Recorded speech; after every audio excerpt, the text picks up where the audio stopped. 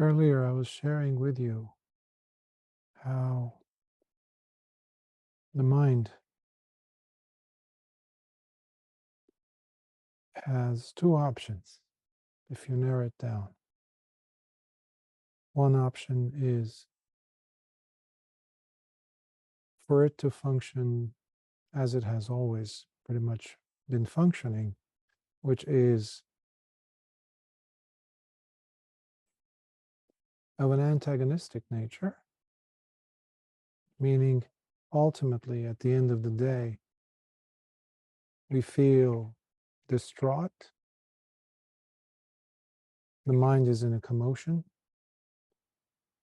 never tranquil, ultimately, and jumping around left and right, avoiding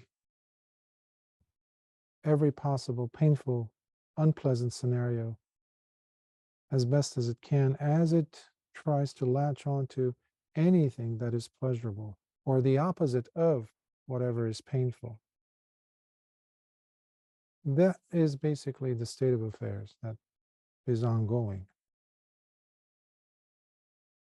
which is why we never find the mind to really settle down. And if it does, if it finds that moment of tranquility, it doesn't know what to do with it. That's why we have the second alternative, or the alternative to the status quo. And the alternative being that of the mind becoming liberated, setting the mind free, loose from its imprisonment. That's another name or definition for nirodha.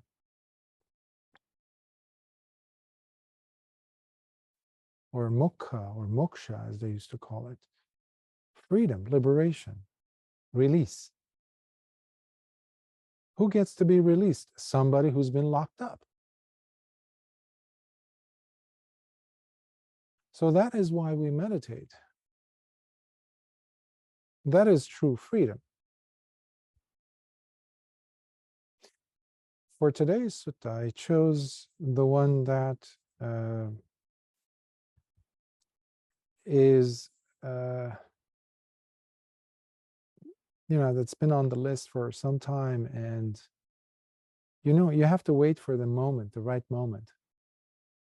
And they have to speak to me, the suttas. Which one should I pick? Which one? Because they have to be relevant with what I am getting from students, listeners, comments, questions. And the sutta for today will be the Anguttara Nikāya, again from the Anguttara Nikāya, the numerical discourses, but this time it is sutta number 4.41.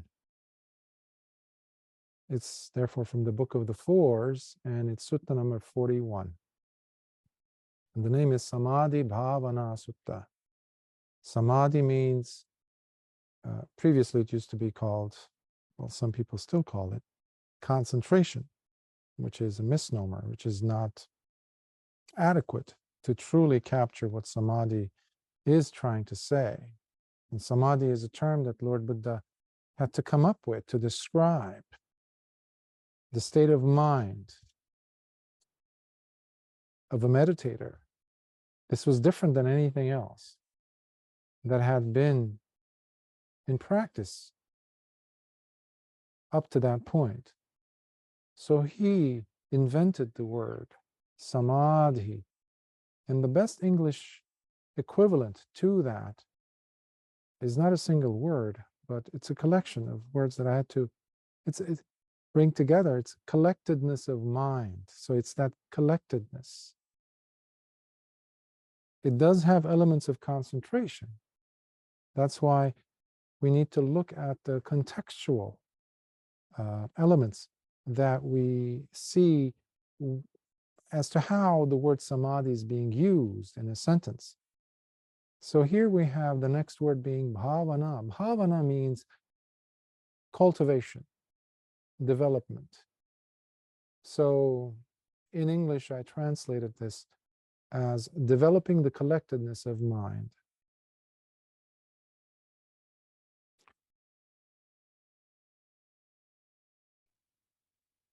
Because it's from the Book of the Fours, Lord Buddha is going to delineate 4 different categories. So that's another way that we can identify as to what's coming up next. What would be the main, premise, or the what is the skeleton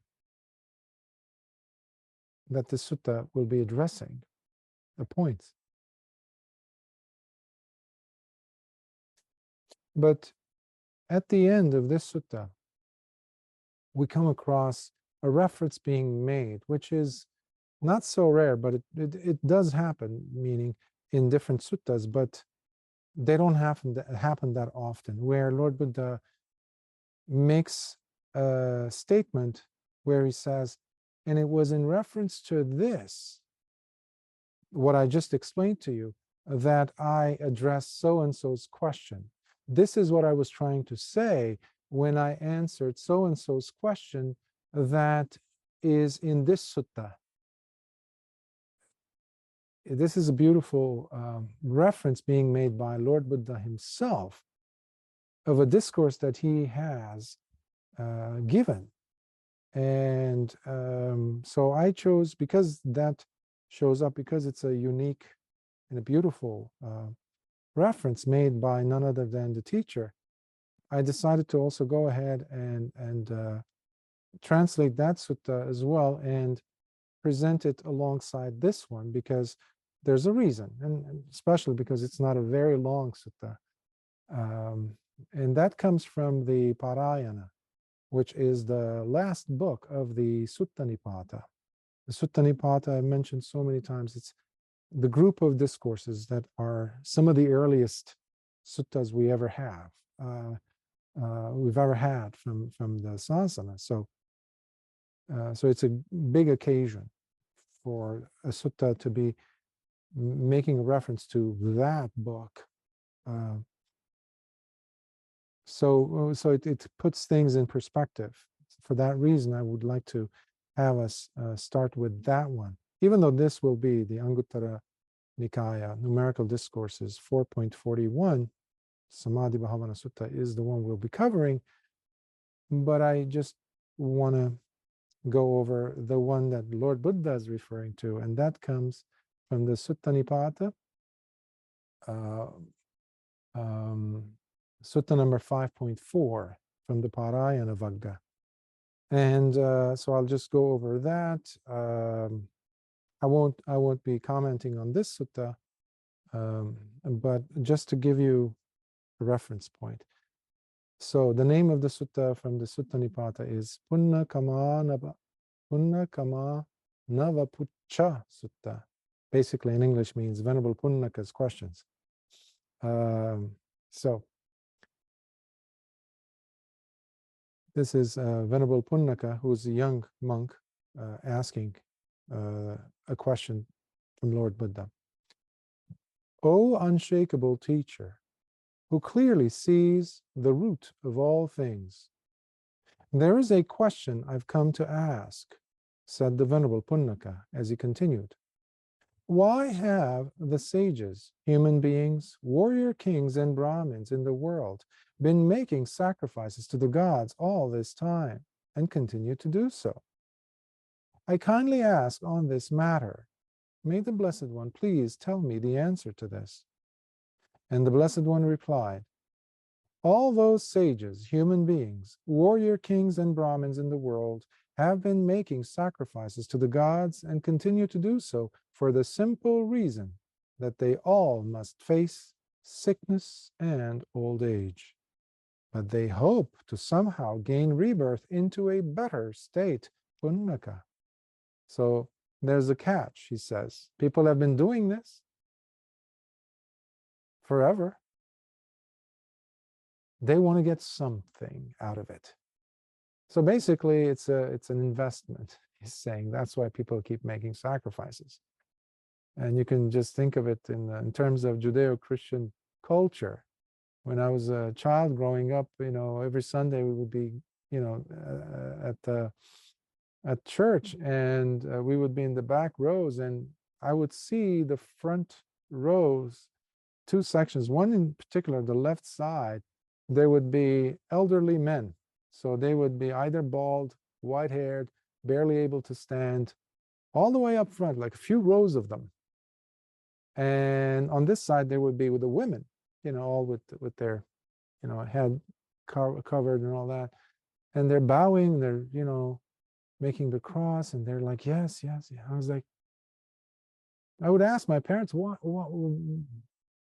so special? Because it was suddenly dawned on me that why are the elderly over there at the front line, in a sense, eager to meet God or communicate with God? And then I realized when they're young, they're way out there, maybe even outside the church, having fun, going out, doing things. Now it's the end of the road for these people. They're trying to get their visa, basically, to enter heaven, access. So this was going on even at the time of Lord Buddha. Venerable Punnaka is asking, and Lord Buddha just said, because they're facing old age and sickness, and soon enough, death. They just want to make sure, secure themselves a nice, place, a villa somewhere at the other side, on the other side of this thing called death, because it's a big mystery. So that's the part of the answer. And then he continues. Venerable Punnaka says, Bhante, has anyone among those sages, human beings, warrior kings and Brahmins in the world, continued the Venerable Punnaka, while being so meticulous and dedicated in the rituals of making those offerings and sacrifices to the gods, been able to break free by crossing over and completely overcoming the cycles of rebirth and death? I kindly ask the Blessed One to please give me the answer to this. And the Blessed One continued in his reply. Whether by wishing, beseeching, begging, extolling, or praising, they have all been offering and making sacrifices for the simple reason of gaining more opportunities to enjoy sensual pleasures. Basically, the body doesn't work now. Because human beings are addicts, not just human beings, by the way. Beings, sentient beings, are just addicts of gaining more sense pleasures. Now they don't have those opportunities. That's why there's the resentment in the eye of an elderly person when they look upon a younger person. Because that's not the person they see anymore when they look in the mirror. But they feel like they're still 20 or 30. But now they're in their 90s, though. So there's a shock. Reality is slapping them in the face, left and right. The knees are hurting, the feet are hurting, the body is not, the backache, all these, the memory is not functioning. Lord Buddha continues. Thus I declare that despite all the offerings and sacrifices they make, because they are driven by passion, none of those people has been able to break free or cross over and completely overcome the cycles of rebirth and death. And the Venerable Punnaka asked further, in that case, Bhante, seeing that none among those people was able to overcome the cycles of rebirth and death by the making of offerings and sacrifices to the gods, then who are the ones, Blessed Lord, who did in fact break free by crossing over and thus completely overcoming the cycles of rebirth and death? Please, may the Blessed One tell me the answer to this. And this is the reference that Lord Buddha will be making in the other sutta. Here's the answer. And the Blessed One said, seeing the world's vicissitudes, tranquil, beyond its highs and lows, he stands unperturbed by its troubles, unperplexed, desireless, and with no hidden embers of passions or hopes left in him. It is he whom I declare, the one who remains untouched, for he indeed has broken free and fully crossed over birth and death. Sadhu, sadhu, sadhu. So this is from the Punnakamana Vapucha Sutta, the Venerable Punnaka's questions from the Sutta Nipata. I'll close that, and now we'll get to the main sutta of the day. Samādhi Bhāvana Sutta, Anguttara Nikāya 4.41, the numerical discourses. Developing the collectedness of mind, Samadhi. Bhikkhus, these are the 4 ways of developing the collectedness of mind. What for? What for? Here, bhikkhus, there is the way of developing the collectedness of mind that leads to a pleasant and happy state, to be experienced here and now. Also, there is the way of developing the collectedness of mind, which leads to the gaining of knowledge and vision. Also, there is the way of developing the collectedness of mind that leads to mindfulness and full awareness. And there is the way of developing the collectedness of mind that brings about the complete destruction of the heart's contaminants, the kileshas. So he's going to now open them up. So that was just a brief introduction, listing rather, and now he's going to delineate each. And how, bhikkhus, is the development of the collectedness of mind that leads to a pleasant and happy state to be experienced here and now?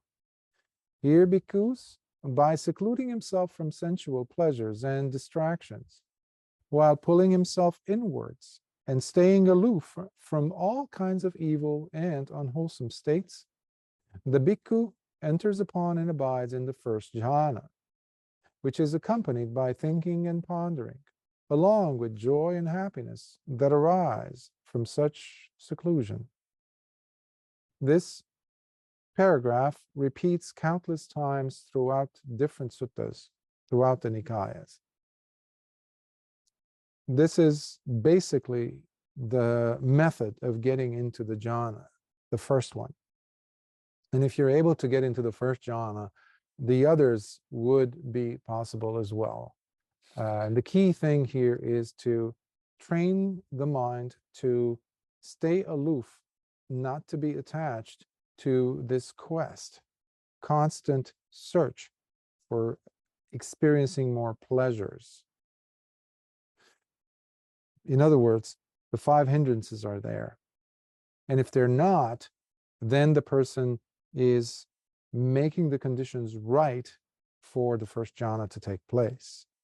This is another reason why it is impossible for someone who's still latching on to the search for pleasure to ever get into any jhana. Especially nowadays, many people claim to be going in and out of jhanas, and then you look at their behavior. They're either angry people or very lustful, passionate, very much engaged in life and with life. And somehow they come to you and they say, well, I experienced this jhana, that jhana. Well, good for you, but based on the observation I'm making, that's not the case because of this very simple rule. Secluding himself from sense pleasures, distractions. So seclusion is a must, at least initially. When the mind is very well trained and has gone through plenty of time becoming acclimated and comfortable and enjoying seclusion, then wherever you put this person, they can, if they've attained to the jhanas properly, they have the ability to enter into at least the first few jhanas, despite the outside factors, because they know what seclusion is, because they are already secluded despite their outside circumstances. Anyhow, I just wanted to mention that because that is very important. It's an important key that is used also with the other jhanas. Later, through the disappearance of both thinking and pondering, he enters upon and abides in the second jhana, which has self-confidence and unification of mind, without any more thinking and pondering. but while experiencing joy and pleasure that are the results of the deepening of his collectedness of mind. So joy and pleasure are still very strong, but the person no longer has this talking. The subvocal speech is not there anymore. They're very cognizant, they're aware. They're not in a trance. They know what's going on, but there isn't this mental chit-chat going on anymore. And if there's any urge to do so, they drop out of the second jhana. Next, as he rests mindfully and fully aware, the noble disciple continues feeling pleasure and happiness within the body. So the body's still there, the person is still feeling the body. But with the disappearance of joy, he remains experiencing equanimity within the body, while he enters and remains in the third jhana, for which the noble ones state, such a person mindfully abides in happiness, with an all-pervading equanimity that is ever present. So they might be there physically involved with work. This is in the case of the person experiencing the jhana, not just while sitting, but even as they get up and go about doing their work and live their lives, the mind still, it's like going through a field, a green, grassy, or, there's daisies and there's lavender, there's all kinds of fragrant flowers. And after roaming about in the tall grass with all these beautiful, smelly, flora and fauna, you come back. People around you will smell the lavender from you. It's like that. The mind, even though it got up from the seat and goes about and does the work, the mind is still experiencing equanimity. Things might happen around you that are tumultuous, that are, others might be jittery, might be, it might not be tranquil physically, the situations, but you yourself will have this all-pervading equanimity about you. And you see this happen several times in the suttas, where one bhikkhu visits another, and one of them turns to the one that they're visiting, and they say, Bhante, there's this thing about you, your complexion is this, it looks so serene, your body. What is your meditation object, or something like that?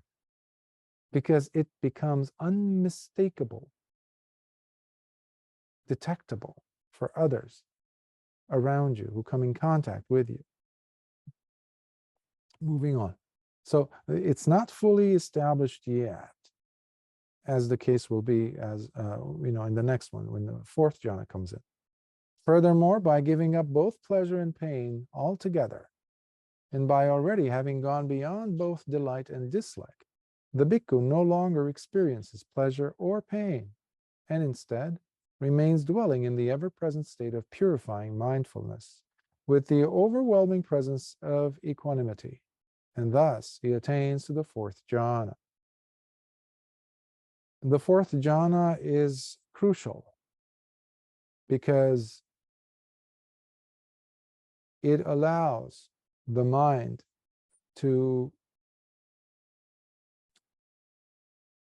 be comfortable in the state of restfulness, where there's nothing needed for the mind to do. Earlier, I was talking about the two alternatives, or two options for the mind, and the status quo of the mind, the usual norm, the defaults, the setting of the mind is running all over the place, fighting with situations for the sake of finding restfulness. And once it does, as the case is, in this case, the fourth jhana, here there's not going to be any fighting the mind that might get engaged in, because it's already rested. It doesn't get confused. That's why, at the very least, a person has to experience the fourth jhana, to not be shocked when those moments of tranquility take place. And that's why this is, by the way, they're called the rupa jhanas, and there's the arupa jhanas, the formless, where the body is not felt anymore until something happens. Somebody touches it, or something happens, and you become cognizant of the body. Otherwise, the mind is so tranquil. Tranquility is extremely important, because that's, the mind has to be acclimated in order for nibbana to take place. And here is where we really have the opportunity to push the envelope, as they say, of the mind. And here we go to the second part. And how, bhikkhus, is the way of developing the collectedness of mind in order to gain knowledge and vision. In Pali, the term here is jnana dassana, knowledge, jnana. And dassana is to see, vision. This is not normal, regular vision with the eyes. And this is not knowledge that one gains by reading books or listening to someone only. This is something that happens within oneself through the help of samadhi, through the help of collectedness of mind. Here, bhikkhus, the bhikkhu attends to the perception of light as he focuses his attention on the perception of daylight. As it is during daytime, so at night he continues to focus his attention on the perception of daylight. And with an uncovered and open mind, he dwells with an illuminated mind. Uncovered and open mind is the opposite of contracted mind, a mind that is imploding upon itself, meaning tight mind. That's why I always try to encourage you to keep opening. Because every time you have a thought, an idea, a view, an opinion, what you're doing is you're bringing the fingers of the tweezer, as it were, to grab hold of that thought, that idea. There was a time when I was, when my dad placed me in this factory or shop, what do you call it, where they used to do diamond setting in jewelry.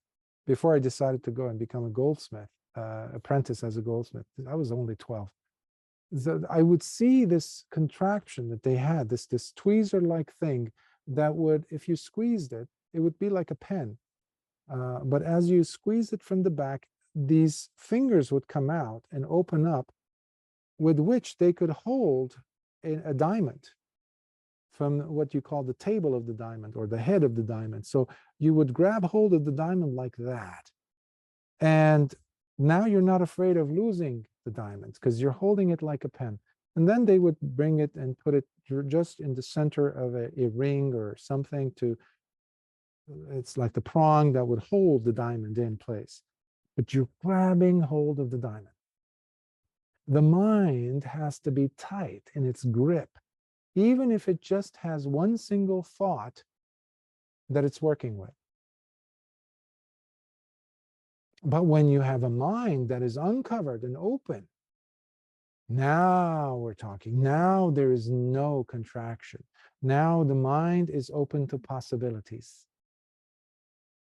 And that's why light is open.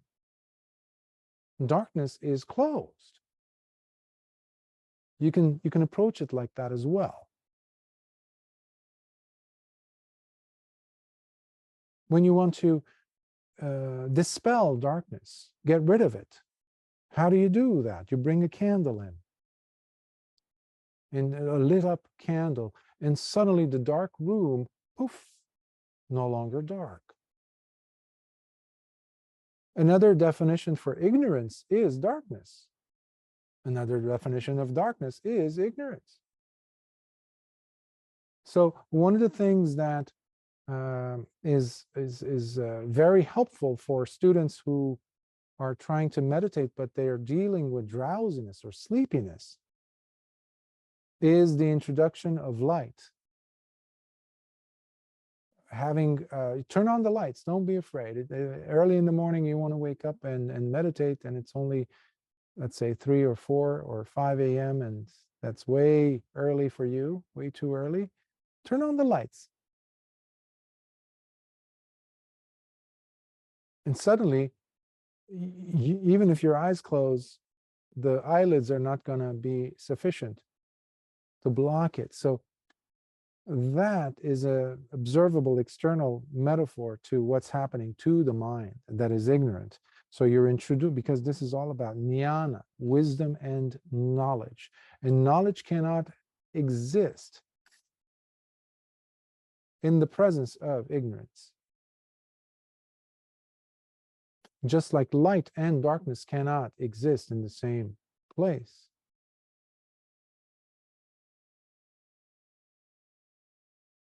This, because is the way of developing the collectedness of mind in order to gain knowledge and vision.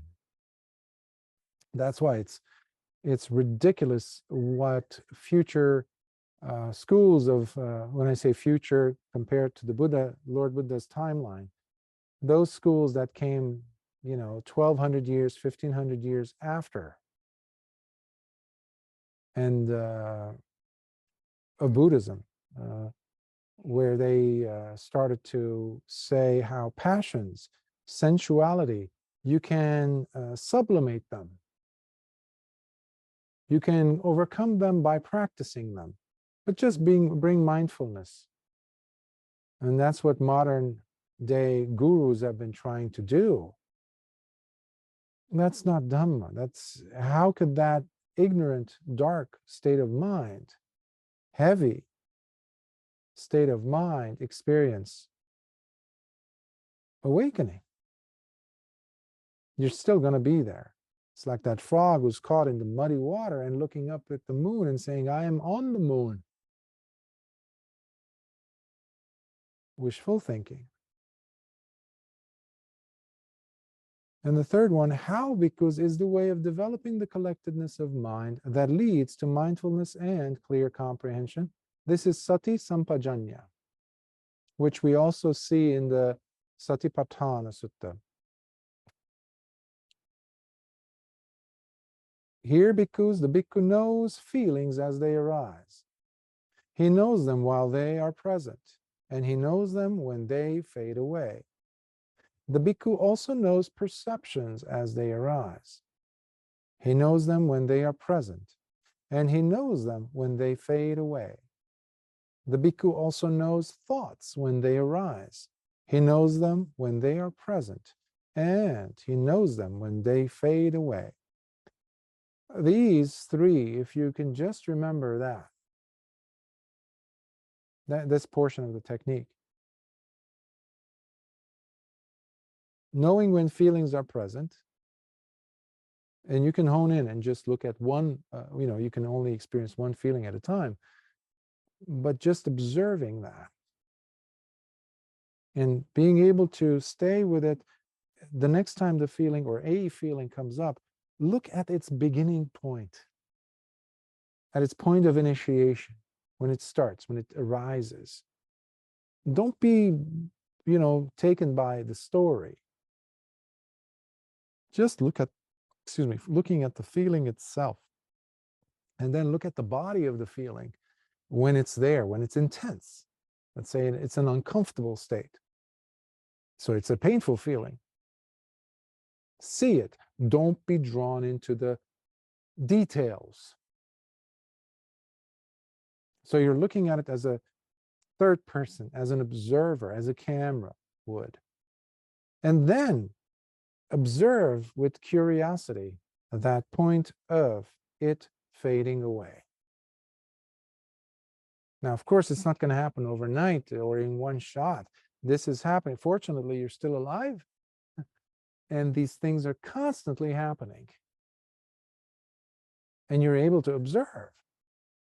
Now, of course, it's not just going to be feelings that the mind is witnessing or experiencing. It's also going to be the focus, or the consciousness will be on the another aggregate. In this case, it would be, let's say, sanya, perceptions, or memories, or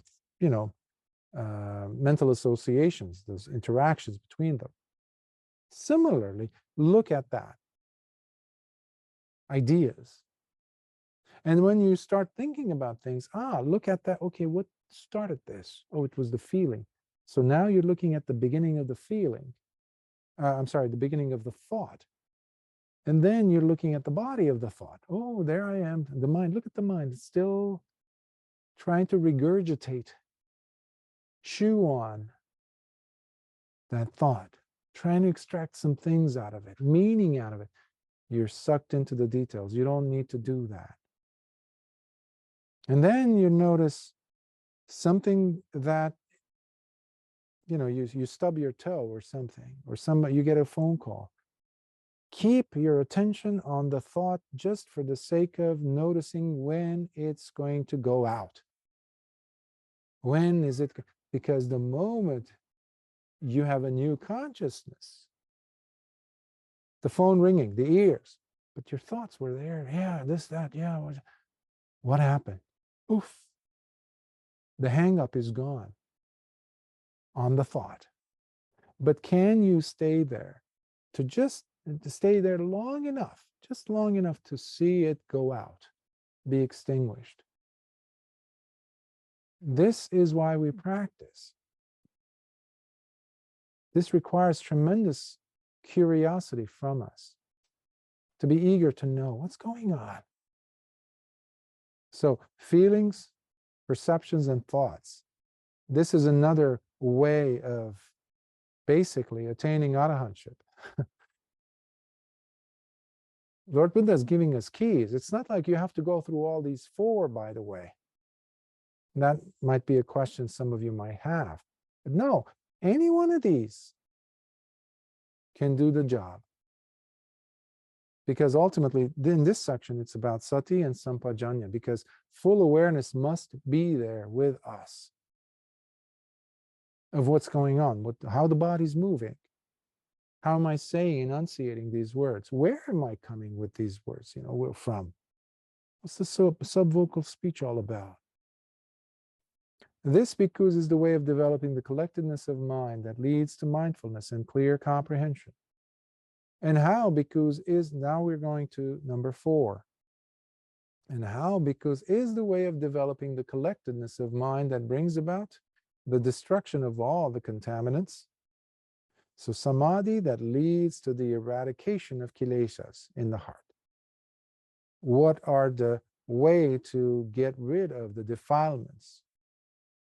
Lobha, dosa, moha, the greed, the anger, the hatred, and the delusion, the ignorance.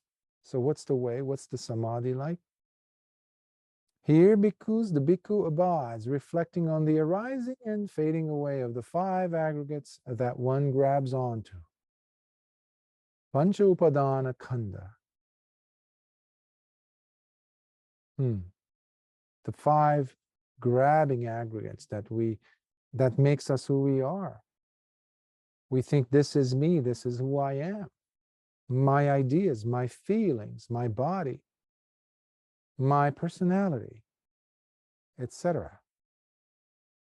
The drives I have, that I've always had. Well, this is not just one foggy, intangible, very present thing. It's like an entity or an atta, substantial being that we're talking about. No, you can easily divide them into its parts. Pancha means 5. Khanda means aggregate. So Lord Buddha continues. He says, he reflects on these as they occur. As they occur, while closely observing. He says, this is matter. This is its arising, and this its fading away. He's referring to nama rupa here. Second, he says this, he identifies, this is feeling. This is its arising, and this, it's fading away. So earlier, the one before this step, we saw how for the person who doesn't have the ability to mentally dissect, mindfully dissect the phenomena of being into its 5 parts, Lord Buddha gave the option of, you can just look at the feelings, perceptions, and thoughts. That's enough. Because ultimately they're doing the same thing. If you notice here, you're identifying, this is nama, this is rupa, this is vedana. This is its beginning point, and this is its ending point. What is this also saying? Anicca, impermanence. The thought that you are taking as so real, the feeling that you're taking as, you hurt my feelings. How could you? How could you? You're dwelling on it, taking it and making it rigid, crystallizing it, giving it an identity, chiseling it in the granite of time, as it were, when none exist. Because it has its origin and it has its end. And what is it? It's just feeling, which is transitory. Next, he goes to sannyas. These are memories, perceptions, or mental associations. This is their arising, and this, their fading away. So now he just addressed sannyas. And number 4, these are the habitual tendencies and generative causes. Again, sankhara is one of those unique principles or words that we have in the Pali Nikāyas, but every translator has come up with their own version, I guess. But they're not just formations or fabrications or preparations. They're much more than that.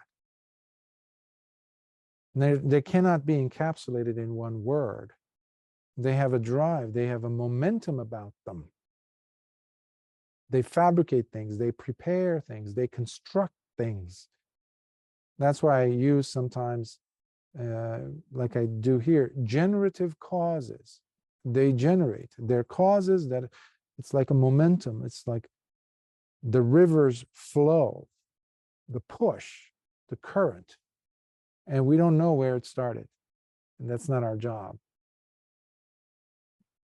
But the moment your mindfulness is there, it catches its moment of arising in your awareness through your sati. You're seeing, okay, there you are.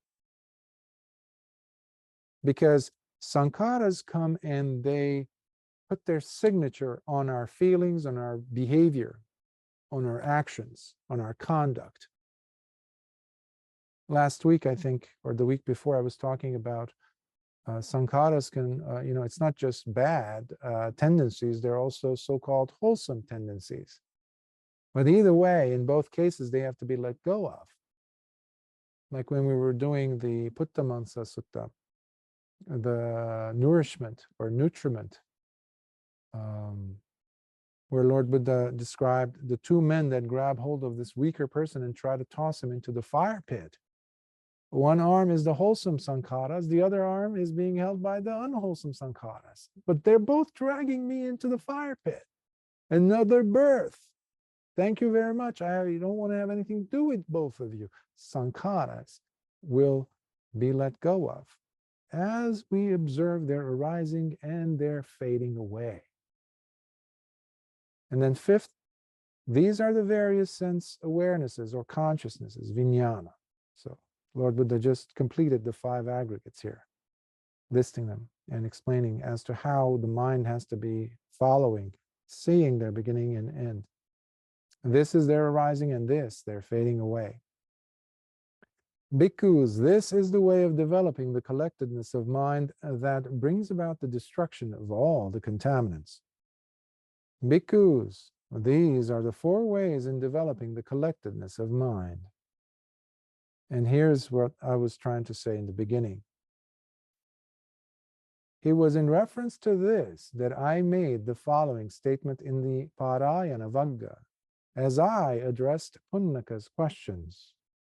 Seeing the world's vicissitudes, tranquil beyond its highs and lows, he stands unperturbed by its troubles, unperplexed, desireless, and with no hidden embers of passions or hopes left in him. It is he whom I declare the one who remains untouched, for he indeed has broken free and fully crossed over birth and death. Sadhu, sadhu, sadhu. So I hope you were able to enjoy it as I did. It's a wonderful sutta, as you see. It's got so many powerful techniques. It's very practical when you think of it as a meditation instructor. I can tell you each of these, especially the last, well, 3 of them, are so wonderful tools to bring your focus to what is happening to the mind and how to release yourself from the tension, and to bring about not just tranquility, but also to bring about penetrative insight. This is the essence of vipassana, by the way. When you're practicing vipassana the proper way, not just counting or noting, or moving very, very slowly, just observing it softly, opening the mind. It's very powerful. And you see this also being mentioned after Lord Buddha died. Venerable Ananda, when he became an arahant, he was giving advice to meditators. And one particular, actually a few, but one of them that I forgot the name, as usually I do, he mentions this technique. Can you stay with the feeling? Can you identify the feeling just as it is? Oh, this is feeling. That's all you need to do. If you can just do that, that's marvelous. But then if you could go a step further and just look at, oh, this is the beginning of the feeling. Oh, that's the ending of the feeling. And you're able to do that just once out of 200,000 during the day. The rest, 199,999 times you missed, you couldn't keep up. That's okay. You were able to put your finger on one. And that one will become 2 and 22, and then you turn that into your constant practice. This is when sati becomes sati, not just observing how the body is positioned, even though that's important too in the beginning. So I will pause here and see if there are any comments, questions that I'll try to answer. Yeah, thank you, Bante. Can everybody hear me? Because I'm trying to talk really quietly. Yeah. I can. Thank you. This perception of light, I find it very useful, but I do struggle because my mind is so inclined to this state of like torpor or sloth. But I find it difficult to also have a meditation object alongside it. But when I'm talking like formal meditation here, Bante, can you give us some advice on how to maybe merge the two together, please? Yeah. There's one sutta which I've covered in the past. It is, it might be the Iddhipada Vibhanga Sutta, probably, but basically, in one of the suttas that I'm referring to, Venerable Mahamoggallana, who was par excellence the best of the best when it came to penetrating and looking at the different layers of the mind as the meditation goes and deepens, that is. And he uses the technique of light, observing. So just like in this sentence, in the second, if you noticed, technique, as it were, that Lord Buddha was, after he talked about the jhana, samadhis, and then he talks about the second samadhi that could be attained by the presence of light. There too, Venerable Mahamoggallana uses light, and Lord Buddha is also involved in the sutta, where he says, just like in daytime, so it is at night. And just like at night, so it is during the day. What that means is, right now here, I'm in Australia, and it's very lit up. So let's say you have the person has a very dull mind, gets to be drowsy or absent-minded. Basically, it goes into just like, ooh, shuts down. And that's how you fall asleep. You bring in light, suddenly the eyes open up. In the Pachalayamana Sutta, the dozing off Sutta, Lord Buddha talks about this technique when Venerable Mahamoggallana, in fact, was not yet an arahant. He was still struggling with sloth and torpor, because that was his big hindrance. And in it, Lord Buddha says, look at light, look at the moon, look at the stars. And he even says, go ahead and splash your eyes with water, cold water, and do walking meditation. So the light, yes, it does use a bit of your visualization. That must be said also. But it's not supposed to take so much of your time. It's just a feeling, if you can just, as we do with metta, by the way. So if you could practice in the daytime, just stand under the sun and momentarily just quickly open and close your eyelids. It's not advisable to look at the sun after, let's say, 1 p.m. Because of UV rays, etc. So you don't even have to look, but just behind the eyelids already, you know how intense the sun is. This is when the sun is up. Or you can even use light, candlelight, etc. Now, watch what that does to the body. Especially watch what that does to the mind, or its physical organ of the brain. Watch what that is doing, and the body will always remember it. Next time you're sitting through a tough session, when you have to wake up early in the morning. And if you've experienced piti, the fourth factor of awakening, that also has light in it, by the way. The feeling of light, that is. The body, that's why it just sits upright suddenly when you have piti. You're never going to find a person whose spine turned into a question mark, just curled up like this when they're having piti. It's impossible. It opens the chest, it opens the arms. The elbows, arms move like a vulture opening up its wings, like that. What is that? It's like the experiencing of light hitting you, like a splash of cold water. So all these things to keep you, you could use all these as tools to address the sluggishness and when the mind falls into those ditches. So, of course, it's much deeper than what I'm trying to explain here. The reference being made here is to the sutta that I was referring to, with Venerable Mahamoggallana describing. He was talking about seeing, also having the Dibba Chakku, the divine eye, because you're penetrating through the different layers of darkness throughout the universe. So you're cutting the distance. You're bringing whatever is countless, I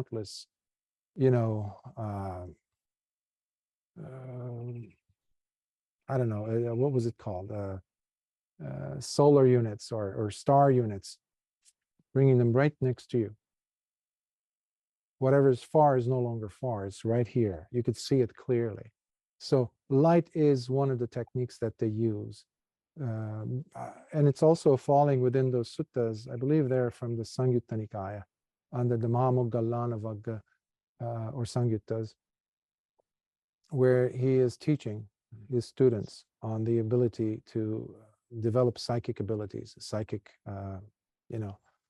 things like that. But nevertheless, you can extract this very crucial lesson, the technique to utilize light. So spend as much time as you can in the sun, like a few times. I mean, like 1 minute, 1 day, 5 minutes, 1 hour, 1 day, etc. That's what I mean, instead of, spend the rest of your life under the sun. But just extract that feeling so you can take it with you when it's dark and try to relive those experiences when the mind is closing down rather. So you need to open up without trying to sound too mystical. Is this helping you in any way? Yeah, of course, as always, Bhante. Thank you. So even turning on the lights in the room, if you really struggle with drowsiness, I wouldn't recommend sitting in a room with like 1 or 2 candles. Because once you're able to sit through without falling prey to sloth or drowsiness, you can even sit in an absolute dark room and still be very awake, very alert. But that requires practice.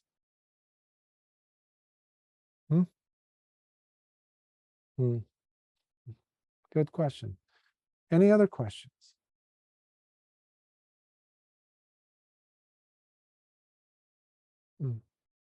Whatever you do, please don't think of these techniques as antiquated. Oh, that's very like, I need to go through the Visuddhimagga. I need to go through some expert out there who can translate the sutta for me in order for me to even begin my journey to taste a little bit of what Lord Buddha is saying. Don't do that. This Dhamma is not something like that. You don't need so many middle or go-betweens or, middlemen, as they say. You don't need that. Lord Buddha made sure that the Dhamma is complete from the start to its end. And it is beautiful in its beginning, beautiful in its middle, and beautiful in its end. And it's to be realized by the person. So what I'm trying to say then also is not to delay. But these techniques, these teachings, that's why I spend a lot of time selecting suttas that have steps in them that you can apply immediately. You don't have to go on a 7-month retreat in order for you to, etc. You get my point. So don't delay and don't assist Mara in wasting another one of your lives. The one that you're inhabiting now. So let's not waste another life. And that's the surest way to make sure that the sasana stays longer, despite what's happening in the world, despite what's happening in the world of, in the sasana, in the sangha especially. We need caretakers of the Dhamma, the teachings of Lord Buddha, and we don't have enough. And it's not a matter of getting some suttas online and this and that. No, it's all about personal practice.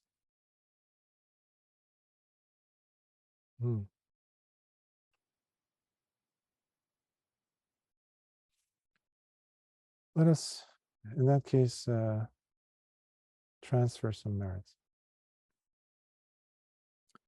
Akasatha chabumata devanaga mahiddhika punyantang anumoditva chirang rakhantu lokasasanam. Akasatha Chabumata Deva Nagamahindika Punyantang Anumoditva Chirang Rakhantu Desanam. Akasatha Chabumata Deva Nagamahindika Punyantang Anumoditva Chirang Rakhantu Mamparanti. Sadhu, sadhu, sadhu. May you all be well. May harmony, peace, love, health, strength, and cultivation of the mind ever grow in your life. Continue growing, and may the blessings of the Triple Gem be with you and all your loved ones. Until next week. Sukhiya Hotu.